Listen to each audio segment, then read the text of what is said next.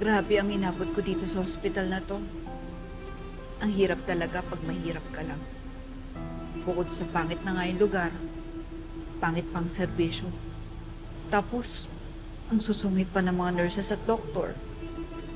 Gutom na ako. Sana man lang dumating na yung asawa ko.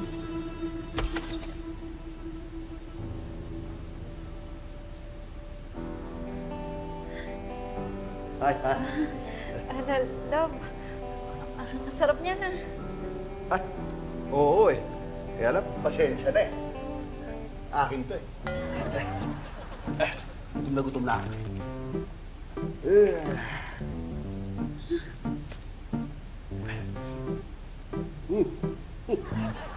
Sarap!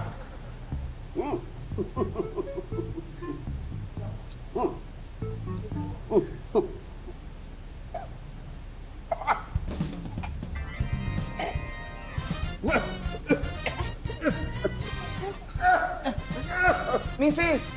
Ano nangyayari sa mister mo? Hindi ko asawa yan. Hayaan mo siya.